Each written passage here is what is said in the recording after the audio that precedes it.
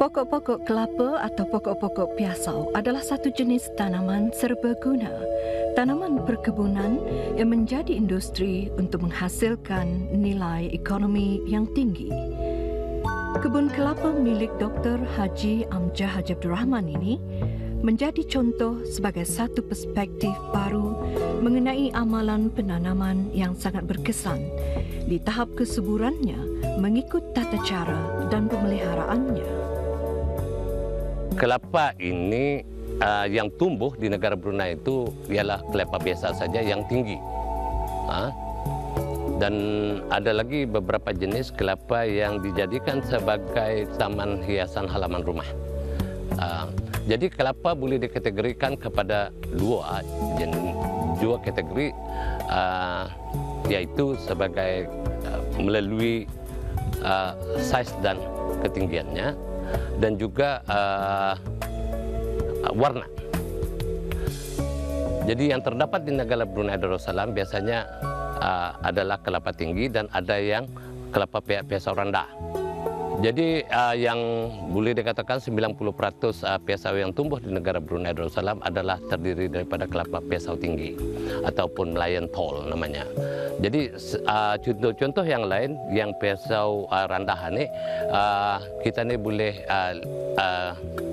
nampak di negara Brunei ini yang ditanam saiznya rendah ialah piasau pandan ataupun digelar aromatik coconut. Jadi piasau pandan berasal daripada Thailand dan dibawa kemari oleh Jabatan Pertanian dulunya dan ditanam di ladang ini. Jadi ladang ini keluasannya dalam 10 ekar ataupun 4 hektar. Jadi semuanya ditanam dengan melalui dua jenis sahaja, yaitu Melayan tall yang tinggi yang di sebelah sana, dan di sebelah sini adalah piasau pandan aromatik, dan kedua-dua mempunyai fungsi-fungsi yang berbeda. Jadi piasau pandan adalah bagus untuk jus ataupun air piasau muda, dan piasau yang tinggi itu adalah bagus untuk santan. Kelapa ini boleh sampai ke umur 30 ke 40 tahun kelapa pandan, dan kelapa Melayan tall boleh mencapai umur 70 ke 80 tahun dan masih dapat mengeluarkan hasil. Alhamdulillah setakat ini kelapa-kelapa pandan telah menghasilkan dengan baik. Sebetulnya ladang ini telah diambil alih sejak 1 bulan Mei 2014. Memandangkan pada ketika ini kelapa-kelapa yang terdapat pada masa ini sudah berada pada tahap yang berumur, jadi penghasilannya agak menurun. InsyaAllah replanting program akan dilakukan secepatnya pada keseluruhan kawasan kelapa ini dengan kelapa juga. Jadi apa yang perlu sekarang ini ialah keadaan tanah yang ada pada masa ini di sini ialah berada pada pH yang agak masam, yaitu 5. Jadi pada kadar pH 5 ini kita memerlukan lime ataupun kapur untuk memulihkan keadaan tanah itu kepada pH 6 ke 7. Jadi pada 6 ke 7, pH 6 ke 7 ini kesesuaian dengan kesuburan tanaman agak terjadi. Pengurangan pH diperlukan dengan menaburkan lime. Ini adalah kapur daripada jenis dolomite. Dolomite dengan campuran magnesium oxide dan kalsium oxide. Jadi diharapkan dengan peneburan ataupun lime ini akan dapat membantu mempercepatkan penurunan kemasaman tanah untuk program ini, untuk program replanting ini. Jadi perkara yang kedua yang harus kita buat di sini ialah untuk menabur baja-baja organik termasuk najis ayam Jadi sekarang kita akan menabur najis ayam di sebelah sana. Jadi saiz lubang yang kita ni perlukan ialah dalam 1 meter by 1 meter by, dalamnya juga dikira dalam 1 meter. Jadi lepas itu kita akan tembus balik dengan tanah yang di atas topsoil itu akan kita simpan di bawah. Dan kita juga oleh kerana tanah yang terdapat pada di kawasan ini ya acid sulfate, kita memerlukan tanah-tanah import ataupun topsoil daripada luar. Memasukkan tanah ini kembali, yang sebelah atasnya disimpan di sebelah bawah, dan yang di bawah, tanah yang di bawah akan disimpan ke atas. Sistemnya. Jadi perlahan-lahan kita akan timbus semula balik.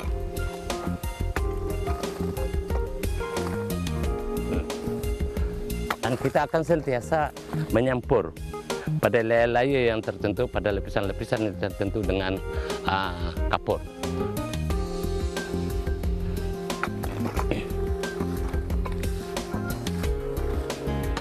Jadi baja asas yang kita diperlukan ialah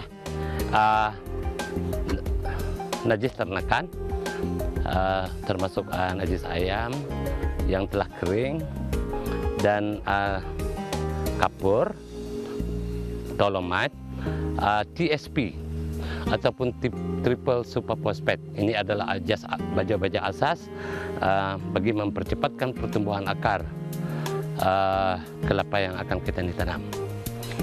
Jadi berbalik kepada jenis kelapa yang kita akan tanam di sini adalah tertakluk kepada tujuan kita.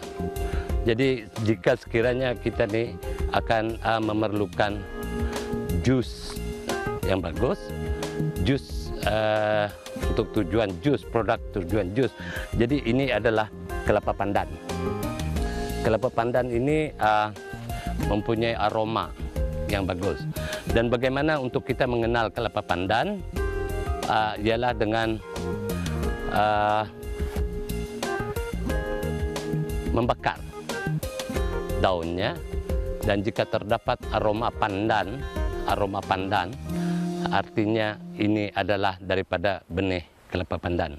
Ini adalah cara-cara untuk mengenal sama ada benih yang kita akan tanam terdiri daripada benih pandan. Dan cara kedua untuk mengenal pandan ialah pada ujung akarnya ini yang lembut, jadi dianu saja, yang mengeluarkan air dan dicium, dan ini adalah bau pandan. Jadi artinya sah bahwasanya benih yang kita nih gunakan ini adalah benih pandan. Dan besar buah kelapa pandan adalah sebesar begini saja. Dia akan mengeluarkan jus yang paling bagus, paling digemari, dengan harga yang agak berbeda mahalnya daripada yang lain-lain. Jika sekiranya kita nih memerlukan santan, jadi apa yang kita nih harus lakukan ialah untuk menanam pisau yang tinggi. Ini adalah jenis pisau yang tinggi dari jenis Melayentol. Jadi buahnya akan menjadi begini besar, dan ini adalah bagus untuk santan, menghasilkan santan yang paling bagus. Dan pada masa ini teknologi sedang berkembang di mana-mana saja, di mana pisau telah pun dikawinkan dengan beberapa spesies, gabungan beberapa spesies yang lain. Seperti apa yang terdapat pada negara-negara jiran kita, mereka telah mampu untuk menghasilkan satu kelapa daripada jenis hybrid matak, di mana matak itu ialah Malaysian dwarf yang rendah, jenis rendah, kelapa jenis rendah, di cross ataupun dikawinkan dengan tagnanan daripada Filipina yang telah berjaya menghasilkan santan yang agak banyak. Jadi macam negara-negara yang lain, mereka sudah memikirkan penggunaan tanah yang terhad dengan produktiviti yang tinggi. Jadi cara-cara menanamnya sudah layer dengan layer yang tertentu telah pun dilakukan, dan pada sekarang ini kita akan masukkan topsoil, campurkan dengan topsoil. Dan sambil itu kita juga campurkan ya dengan bahan-bahan organik seperti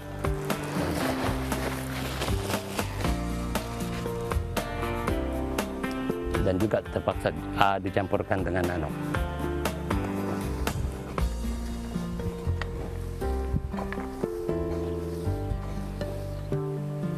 Dicampurkan dengan lime. Jadi cara penanaman piasawa ini adalah sangat mudah apabila selesai semua penyediaan tapak penanamannya. Jadi topsoil yang diperlukan dengan baja TSP dan juga baja daripada najis organik daripada najis ayam. Jadi apa yang kita perlu lakukan ialah untuk menyimpan saja ini dengan straight ya,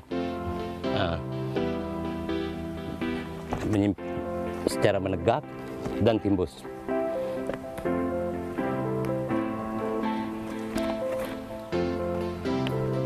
Ya, ada dua kaedah, sama ada kita akan menimbusnya dengan secara penuh, secara total dengan menutup semua biji-biji kelapa tersebut, ataupun dengan separuh sahaja. Dua-duanya diperbolehkan. Oke, setelah piasawa ini telah ditanam, jadi piasawa ini adalah subjek atau terbuka kepada musuh-musuh. Dan musuh-musuh utama yang ada pada ladang ini ialah satu, babi hutan, yang kedua ambuk ataupun monyet, dan yang ketiga tupai. Akan tetapi pada masa ini tupai masih lagi belum dikategorikan sebagai musuh, masa keadaan kecil, misalnya sudah berbuah karang baru tah. Jadi masa ini ambuk ataupun monyet dengan babi hutan saja. Jadi kemusnahan yang dilakukan oleh ambuk ini ialah dengan memakan pucuknya nih. Dan apabila pucuknya dirusak, artinya kelapa tidak akan tumbuh dengan sebaik yang kita nih mau, ataupun boleh terbantut dan akhirnya mati. Dan jika pun babi hutan, dia akan mengulik semuanya dan makan buah yang di dalamnya itu. Jadi kedua-dua aneh adalah musuh utama pada kelapa di sini, bukan sahaja pada pokok yang baru ditanam, malah hasil-hasil buah piasawa yang ada pada masa ini. Jadi impact ekonominya agak kuat juga, kerugiannya. Oke, salah satu daripada cara-cara untuk mencegah kemasukan musuh-musuh seperti babi hutan dan monyet ini adalah dengan menutup menggunakan telden net. Jadi telden net dipasang secara segitiga, dan cara ini ternyata berkesan untuk mengelirukan terutamanya babi hutan, supaya dia tidak akan ternampak tanaman kita di dalamnya. Akan tetapi tidak mampu mengelirukan monyet ataupun ambuk.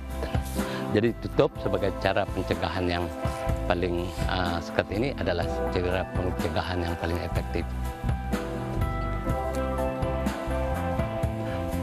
Di bawah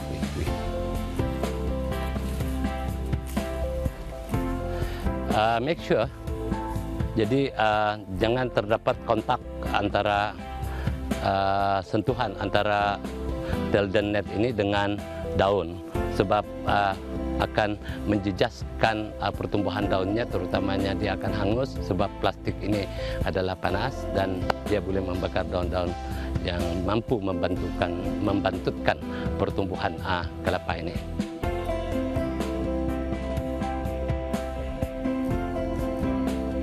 Sesuai dengan kerjayanya sebagai ahli rujuk kumpulan kerja ASEAN mengenai kelapa kebangsaan, beliau amat mementingkan tentang pengurusan serta pertumbuhan yang mempunyai ciri-ciri agronomi yang baik.